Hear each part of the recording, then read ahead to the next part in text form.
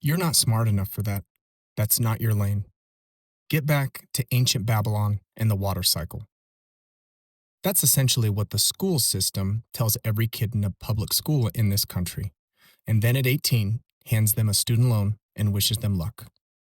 Right now, there are people in this country who don't have a boss, don't own a business, and are not on anyone's payroll.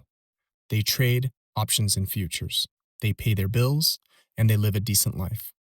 Some of them learned it from a parent, some figured it out on their own after years of expensive mistakes, but very few of them ever learned it in school, most likely not public school. And the question nobody seems to want to ask is why? Think about what a kid is actually taught between the ages of 7 and 18 in a public school in this country.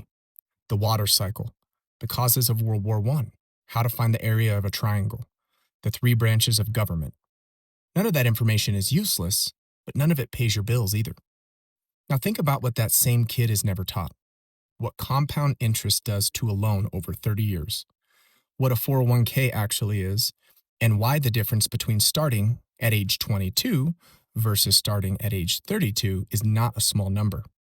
How to read a stock chart, what a mutual fund is, what inflation actually means to a paycheck, what the difference is between an asset and a liability.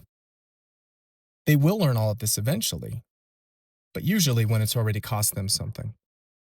At 17 or 18 years old, a kid sits across from a financial aid officer and signs for a 60, 70, 80 plus $1,000 student loan contract.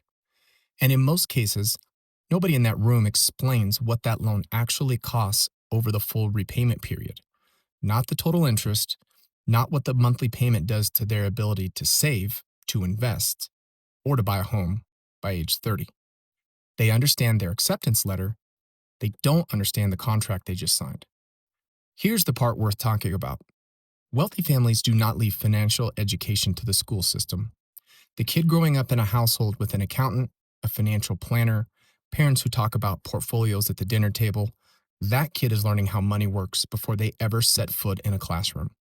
They know what a stock is, they understand what it means to let money grow, and they're already thinking about wealth before most kids their age even know what the word means. The kid in a public school in Chicago, Brooklyn, or rural Alabama is not having that conversation at home, and they're not having it at school either. So by the time both of them are 22 and starting their lives, one of them already knows how the game works. The other one is just finding out that rules even exist. The stock market is on everyone's phone. Information is free. A teenager with a parent's help can open a brokerage account today. The tools are there. The only thing missing is that nobody thought to teach it. Imagine if from a time when a kid was 9 or 10 years old, all the way through high school, the curriculum included how to read a market, how to understand what geopolitics does to the economy, how a simple interest loan works, what it means to invest $50 a month starting at 16 versus starting at 30.